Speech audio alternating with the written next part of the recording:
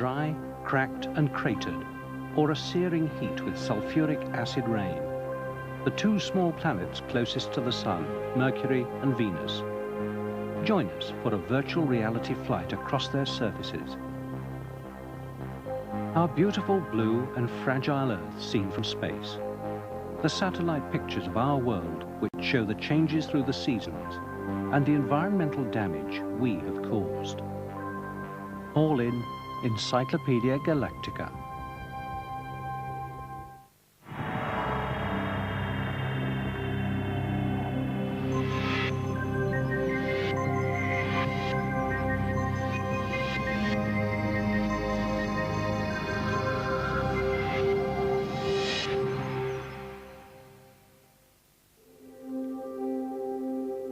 Orbiting closest to the Sun, Mercury, Venus, Earth and Mars, the four rocky midgets of the inner solar system. Bathed in warmth and sunlight, they're solid little planets with hard-baked crusts. The outer planets, except for Pluto, are giant spheres of gas, chilled in twilight. From Earth, by far the brightest planet is the rocky midget Venus. Over a season, Venus and Mercury skip through the sky close to the horizon. In fact, the view is of their tight solar orbits, best seen at dusk or dawn. Mercury on the right barely clears the skyline. Nearest the Sun, it's hardest to see.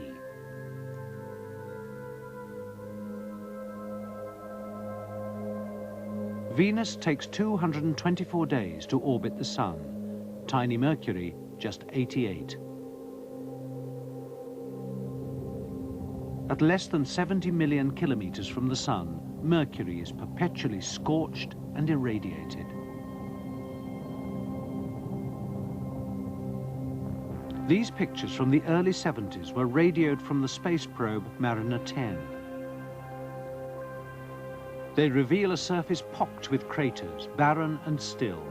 Temperature by day, 460 Celsius. By night, minus 170. Gravity, 1/3 of Earth's, and no atmosphere.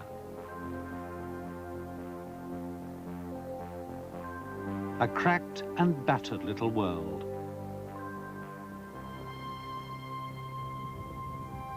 But why so many impact craters? The answer is the Sun.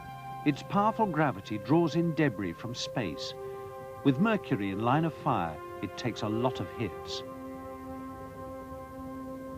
Mercury's surface is like the hidden side of our moon. Both have great circular basins. Indeed, Mercury isn't much bigger than the moon.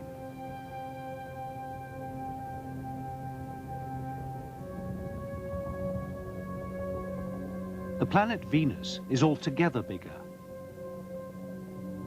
Almost Earth's twin in size and density, but completely veiled in swirling cloud. Not until a series of Soviet missions was the truth to be known. The object was to penetrate the Venusian fog and soft land on the surface. It was a descent into hell, atmosphere 90 times heavier than Earth, temperatures to melt lead, visibility just 3 kilometers. To this day, these are the only photographs of the surface. They were zipped to Earth before the lander cameras frazzled. The rock was basalt, probably fractured slabs of volcanic lava.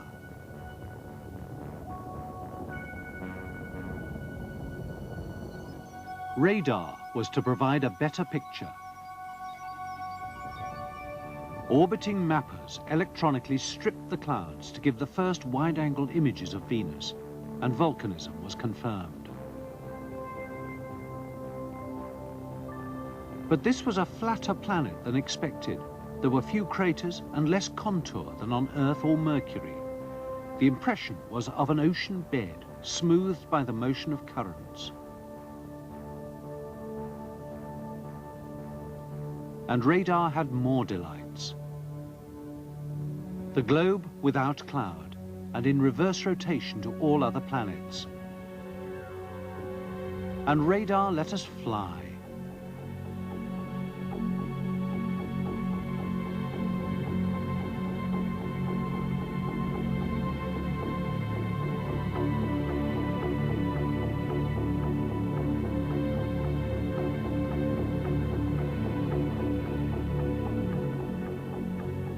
This is the topography of Venus, visualized on computer. Heights are exaggerated and color guessed at, but otherwise the features are accurate.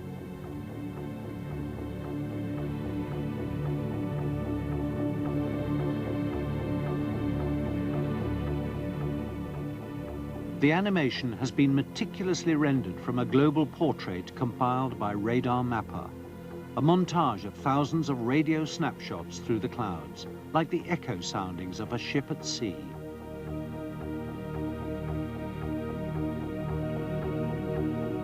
It works like this. As the mapper orbits, thousands of pulses a second are bounced to the surface. They sense details as small as 100 meters. In each 3-hour orbit, the mapper records a swathe of information 20 kilometers wide. In less than 250 days, most of the planet can be swept, the data ready for computer animators on Earth.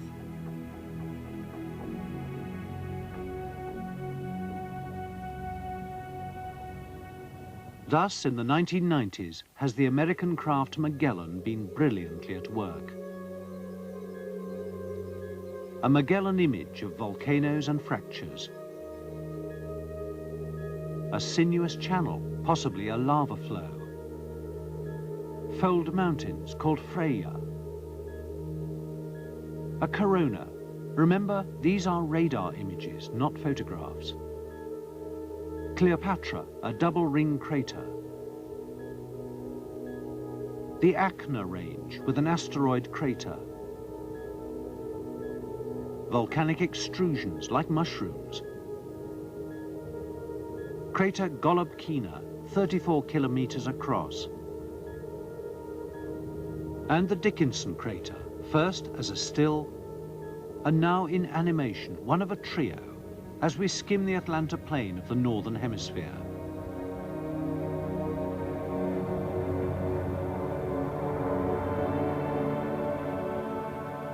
Most of the planet is rolling uplands. The two largest regions are like continents.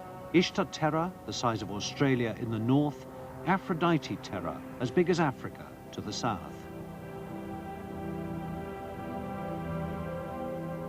Everywhere is evidence of volcanoes, but so far no sign of activity. Venus is the most volcanized planet in the solar system.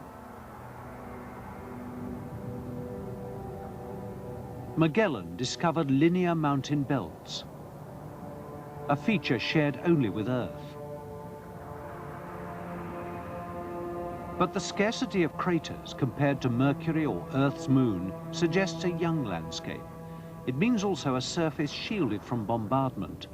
All but the biggest cosmic missiles would vaporize in the dense Venus atmosphere. This is like the bottom of the sea. These pancakes are volcanic eruptions squashed by atmospheric pressure. Such formations can be found in the depths of oceans on Earth. Magellan's imagery cannot convey the hell of Venus, a crushing, poisonous atmosphere of carbon dioxide, clouds of sulfuric acid, temperature 450 Celsius. This is the more likely scene, an inferno where light is bent and heat has no escape, the ultimate greenhouse effect, plus non-stop thunderclaps.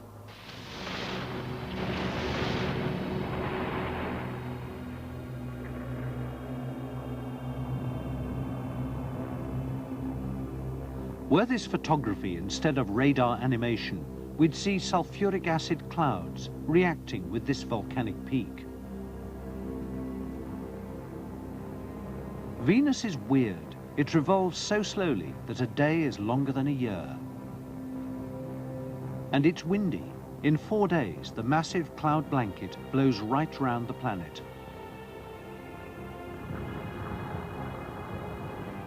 Venus resembles a little understood period on Earth, from the time shortly after Earth's crust had cooled to the emergence of life. Why Venus should have remained sterile and tormented is a mystery.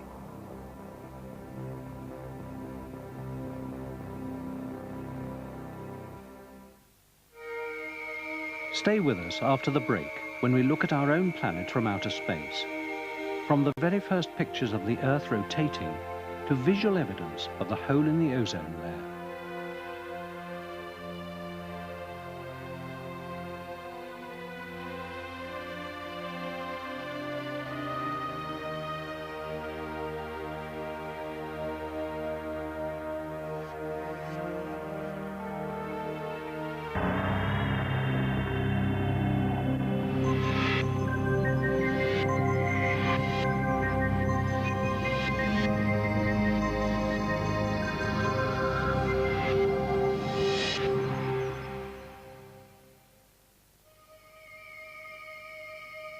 The Galileo spacecraft, looping the Moon and Earth.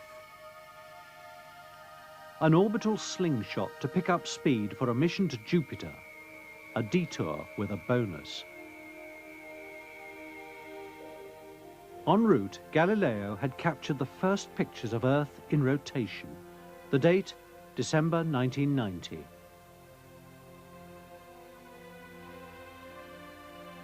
The sun's reflection skims across the Pacific towards Australia. Our blue Earth, third planet from the sun, at a distance of 150 million kilometers, neither too hot nor too cold. The ideal incubator for life.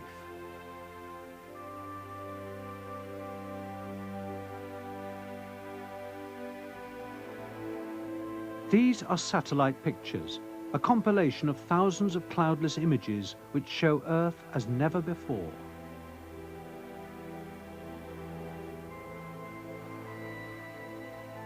Now we see the upper atmosphere, the aerosols of the ozone layer. Here in motion, it's this filter that protects us from solar radiation. During 2,000 million years, plants have changed our atmosphere by breathing oxygen into it. Today, CFC emissions may be changing things again, starting with this hole in the ozone at the South Pole.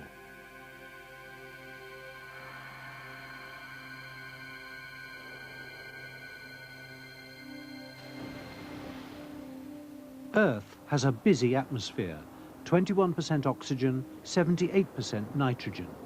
Without it, there'd be no life. And yet we threaten it by burning fossil fuels and forests. Each year we spew 7 billion tons of carbon dioxide into the air.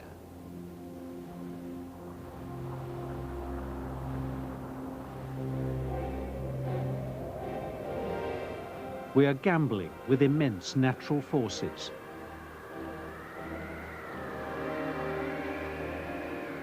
The energy in one day of a hurricane would power all industry in the United States for a year.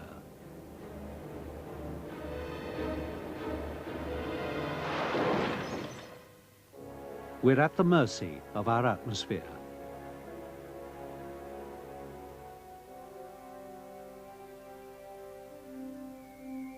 Weather satellites help us understand the atmosphere, the life-sustaining engine that maintains a mean global temperature of 15 degrees Celsius. The wind systems are driven by hot air rising at the equator. Their direction is modified by the spin of the Earth. Carbon dioxide keeps the planet warm by trapping heat. Scientists say we're producing too much carbon dioxide. They worry that it'll cause overheating, threatening a lifeless inferno like Venus.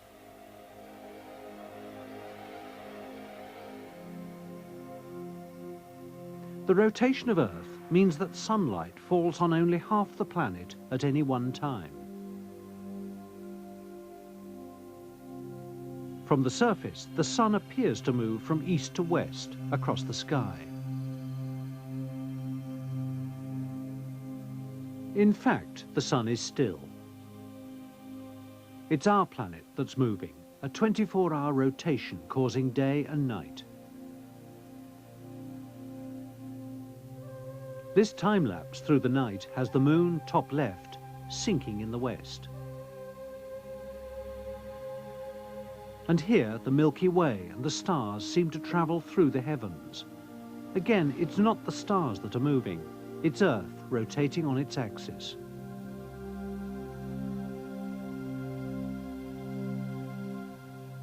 Were the axis upright, day and night would be the same the world over, but it's not. Earth is tilted 23.5 degrees from vertical. This varies the length of day and night. Add to that the complication of Earth orbiting the Sun, and there emerges an explanation of the 4 seasons.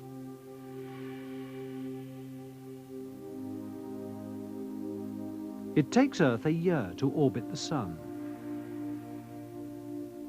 Each day, the angle at which sunlight falls on Earth changes slightly. Over a season, it's quite a lot. In the 6 months from winter to summer, the change is greatest of all.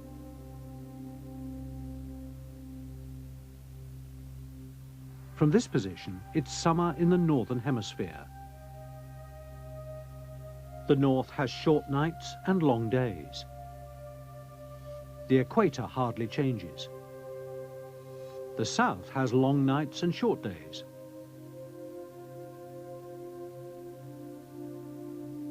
From this opposing position, it's winter in the northern hemisphere, short days and long nights in the north, long summer days and short nights in the south.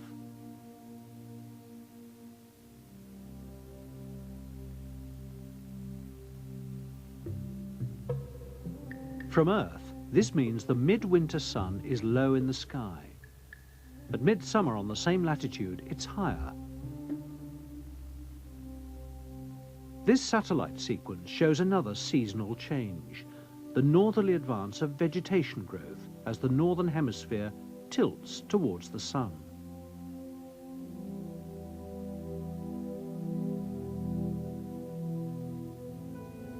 In Antarctica, the seasonal ebb and flow of the ice cap.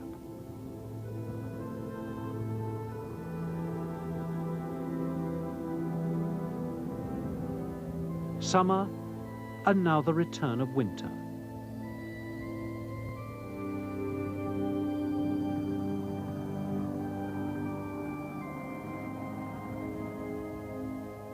Ten 10,000 years ago, the northern ice cap reached as far south as New York and London. It's uncertain, but such ice ages could be caused by a periodic wobble in Earth's orbit.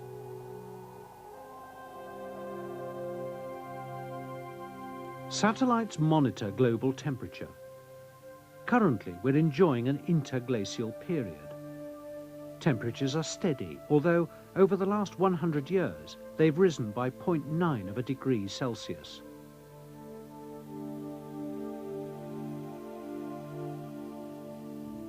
"71% of Earth is ocean. The rest began as a supercontinent 250 million years ago.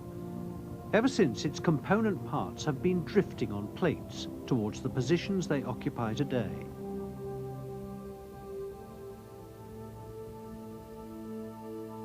The red dots are volcanoes. They mark cracks where the plates meet, like pieces of a jigsaw. Even now, at a few centimeters a year, the drifting continues. Under the oceans, the plates are either pulling apart or pushing beneath one another. This lava lake is like plates parting, and this like plates subducting. Where plates interact, volcanoes erupt.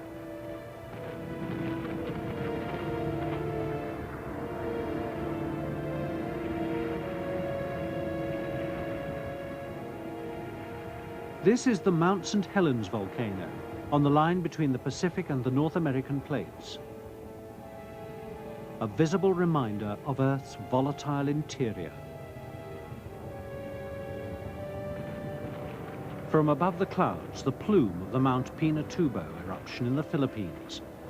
Stratospheric pollution that reduced Earth's temperature by 1 degree as volcanic ash girdled the globe. Before Pinatubo, a sunset with stars. Afterwards, a red atmospheric haze. These are the lights of Western Europe, another pollutant that obscures the stars. How clearly we'll see the cosmos in the future depends more on the human factor than occasional volcanic eruptions. Next time in Encyclopedia Galactica, we'll fly you to the moon, how the moon affects us on Earth with computer-generated plans to colonize and exploit its mineral potential. We go back to Mars, the red planet, a cold desert where once there were rivers and perhaps life. And we take you on an exhilarating computer flight over the extinct volcanoes and down the Marana Valley, 10 times bigger than the Grand Canyon.